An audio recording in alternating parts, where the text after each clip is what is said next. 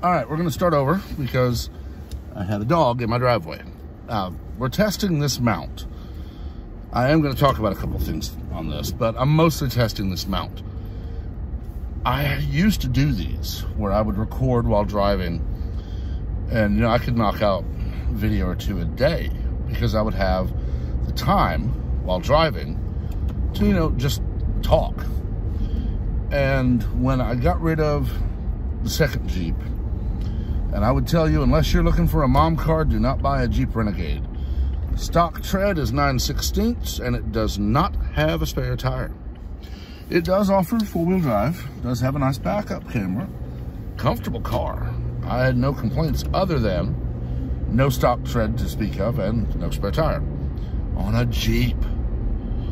But when I switched to the truck, which I absolutely adore, I couldn't find a phone mount that didn't vibrate horribly. And the reason is simple. They all have a good sized neck on them, like on the cup mounts and stuff, so you can make them visible to many angles. This one I found at Micro Center in Dallas for $5, and I love it. It doesn't vibrate, so the only real movement you get is when I get thrown around in the truck like Ace Ventura from the second movie, which isn't much. It is more common out where I live, but still. Pardon me. Anyway, what I actually wanted to talk about, and this is something I saw on social media earlier today, and it's something that has happened now 3 times on. And of course, the excuse has happened twice. When Charlie's Angels got redid, and when Ghostbusters was redone, there was a hype behind it that this is a movie for girls. I mean, there was actually a tweet put out, or a story put out: white men, do not go see Charlie's Angels, not for you. And when people who were fans of the original series, I'll admit, I am not old enough to have watched Charlie's Angels when it was new. I do remember reruns. When I would get sick, I would spend the day at my grandparents' house. My grandparents had cable, so I got Rifleman, and I got Petticoat Junction, and Charlie's Angels, and all that stuff. And I enjoyed it. I mean, Mission Impossible. I haven't enjoyed the last several movies that Cruise has put out, because his movies are just excuses for him to do his own stunts. But when they changed Charlie's Angels, the fans decided, no, not for me. When they changed Ghostbusters to say, this is a movie to say women are better than men because look at this movie that we wrote, and people decided, no, don't like it. I mean, you get a movie without Harold Ramis, although Harold is dead. But if you get a movie without Spengler and Venkman, without those two, I mean, it's just not gonna work. They were the reason, Bill Murray and Dan Aykroyd were the reason that those movies did really well. And yeah, Ernie Hudson, Harold Ramis, Rick Moranis, playing off of them, but Aykroyd and Murray stole the show all the time. It's just how they are. And so when you try to remake a movie and you aren't light years better, people aren't going to see it. And it is not because of sexism. I can tell you that I found the Captain Marvel movie rather blasé. Mostly because the entirety of the plot was, we're introducing this character who is the most powerful person on the Avengers so that we can use this person in Endgame. I mean, I went into it knowing that was what was going to happen. And I can tell you, it was not because Captain Marvel is female. And before anyone says anything, the male Kree is Mar-Vell, not Captain Marvel. But there are other movies that will do well, and they are female-led. You look at the movie Wanted, and granted, yes, that was McAvoy, but Angelina Jolie led that movie, and she did well. She did well in Maleficent. The first Snow White and the Huntsman was good. Winter War was just unneeded. But there are movies that are centered around a female character that are very good. But it's because they don't focus on and harp on, we're centering around a female character. They just make a movie. That's all you got to do. And that's it. I mean, people screaming there aren't enough movies about where there is a African-American main character. Well, Black Panther did well, not because Boseman is African-American. It did well because Boseman was a phenomenal actor. The Blade movies did well because Wesley Snipes did well. Is good on screen. The focus on race and gender is what killed the certain movies. The focus on, you have to love this movie or you're racist. You have to love this movie or you're sexist. It just destroys people and their desire to see a movie. Now, the last 9 and 10 months notwithstanding, I have not seen a movie in theaters since Spider-Man Far From Home.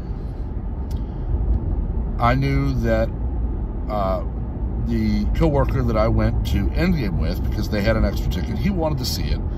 I enjoy Marvel movies, and I'll admit Far From Home was well done. But I bought his ticket to that movie, and I have not seen a movie in theaters since then. I have not rented a movie until Sunday night. Or Monday, I forget. I think it was Monday night. Mostly because my parents and my brother and my nephew want to see the new Wonder Woman movie, which is on HBO, but they've not seen the first. So I rented it so I could put it on a flash drive and play it on their television. So that's 2 years, basically, that I've not been to a theater or rented a movie. And I have no real issues with it. The only service I pay for is YouTube TV. And the only reason I maintain it is for my parents. For those who don't know, YouTube TV is internet cable. You can have up to 5 or 6 different profiles. And I have one for my parents, one for my brother, one for my nephew, one for me, and blah, on and on. We're using them. But out where my parents and I live, our only real option other than internet is satellite. And I'm not going to pay $120, $130 a month for the same thing I can get for YouTube TV. That's why I maintain it. My parents have Netflix, and they let me log in sometimes if I want. And we have Hulu free because of our cell phone plan. I'm going to sign up for an app here and there, again, for the free trial, because I want to see something. But I doubt I'll ever fully add a subscription again. When I did that with Peacock, where I signed up for premium for the free week and watched Brave New World in a day. And then I canceled my subscription because they utterly destroyed Huxley's Warning. But it all comes back to the same thing. People have decided we have to twist and distort everything to serve our social desires. Their desire is to demonize white men. Their desire is to demonize the traditional family. And their desire is to subjugate the world. So they take movies like Charlie's Angels or Ghostbusters, and they twist them to praise their own sexism or racism. They take cautionary tales like Brave New World, and they twist them. I did a review on this channel. You can go back and find it. I'll find it before I post and put a link. But they twisted Brave New World to praise New London. Now, I mentioned in that video that they did not go with the visuals of what the Epsilons looked like. And for those who don't know, extremely racist. That's all I'm going to say. They simply cast people. And they needed to make it look like a society much like London and England is today, where it's incredibly diverse. And They just had actors from all races and both genders. But they made it out to be the pinnacle and the goal of society. And they made John, the supposed savage. Now, they did keep in his origins, but they made him out to be the crazy one for not wanting to do it. So they're praising a society that has destroyed the family, that has forced abortion because they genetically engineer all children. And just, if you are having a bad day, take a Soma. You saw something you didn't like, take a Soma. Drug use all over the place. So they're doing they're saying the opposite of what Huxley said should be done. And it got blasé reviews. Now, granted, NBC hasn't come out and blamed anybody for that because they can't find a way to make it racist or sexist to hate their twisting of Huxley's warning. Somebody will try. But this needs to stop. Okay? I can remember growing up in the 80s and 90s, and there were male-led movies and female-led movies, and movies with African Americans, and movies with Asians, and movies with white people, and nobody cared. Okay? Nobody cared. They just saw them for the plot. We watched television for the story. Two of the biggest shows of the late 80s, early 90s, Family Matters and Fresh Prince. Yet we're told we're all horrible racists. The Cosby Show. But we're all still racist, even though those shows ran forever because they were popular. And they were good shows. But now, it's that you are required to praise people for hating you. You're required to praise their racism or their sexism, or you're the racist or sexist. And it's insane.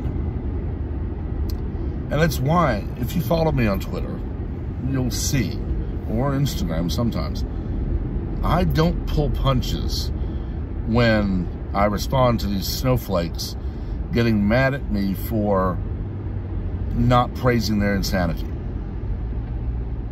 So when they call me a racist because I don't support the less than mediocre football player that is Colin Kaepernick, and I'm not a football player.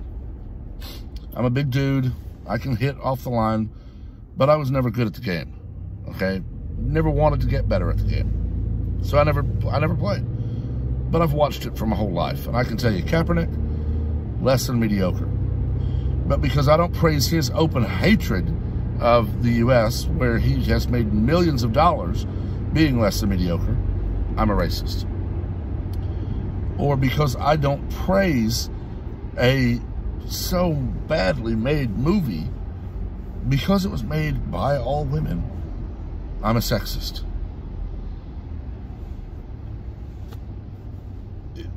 I don't know where it's going to end. And I know it's not going to end well for anyone. Because, one, we're going to end up with so little to actually watch that even the liberals are going to say, these are horrible shows. These are horrible movies. I'm not paying for this. And Hollywood will attack the left for canceling them. Or it's going to end with these idiots actually trying to physically force their will on people. And if you want to see how that's going to go when they actually try to move outside their little blue cities and blue states, it's not going to be good. That idiot, NFA Army, I don't know, the one who said the bolt going forward on an AR-15 will fire the round. I have never had the bolt go forward on any weapon that fires the round unless you have a slam fire shotgun. And those you have to rig to do that, and they're dangerous as hell. But I've owned rifles, I've owned pistols, I've owned shotguns, semi-automatic, pump, bolt, all of it. The round being chambered has never, in any of them, fired the round. That is a badly maintained or badly put together firearm. But in one of his videos, he said, y'all need to carve out some land for us. We'll take Texas. It's like, you try to take Texas, son, you're going to have a bad day.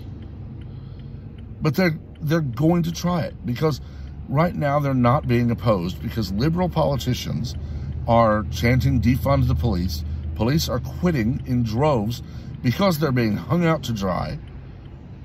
And the cities and states are burning because people are afraid to actually call these people out who everything short of handing them the keys to the universe to rule as a tyrant is racist or sexist or both. But their own actions, you can't say a word, because that would be racist or sexist. It needs to stop. I don't care if you're man or a woman, black, white, yellow, polka dots. Okay? Your rights end where the other fellow's nose begins. You do not have a right to be happy. You have a right to the pursuit of happiness. You do not have a right to make me stop speaking. You have a right to walk away. You see where I'm going with this? You don't have a right. Sorry about that. Allergies are flaring up. But you don't have a right to demonize an entire demographic segment of the country and then blame them for not paying you to do it. That is called insanity. And I'm not going to stop calling it out. And there may come a time when people try to force that. And I will simply say, remember the words of Patrick Henry. Give me liberty or give me death. I will die vilified, alone, and bloody, but on my feet. I will not kneel to a tyrant. And it's that simple. And that should be the attitude of anyone. And notice, I said a tyrant. I did not say any specific person's name. There are many in government on all sides of the political aisle who have aspirations to seize more power than they should be able to legally have. I don't care. I don't care if it's Rand Paul, AOC, Donald Trump. They violate the Constitution and start ruling as a tyrant, I will happily stand and say no. Because we should not be subjugated. The founders created this country, this shining city on the hill, to be a beacon of liberty. And 244 years later, we have people demanding we surrender our rights because they want to rule. I worry for what this is going to bring, but I guess we'll see. Anyway, that's where I'm going to let it go because I am pulling up to the gas station. Make sure to let me know what you think in the comments, but be civil. We're here to discuss, dissent, and debate, not scream and yell like toddlers. As always, please like and share the video. It affects the YouTube algorithm and lets me know that we're growing. I am still doing the giveaway. That is my pinned or default video. I don't know what they call it, but I got to get to those milestones. Until then, have a wonderful day.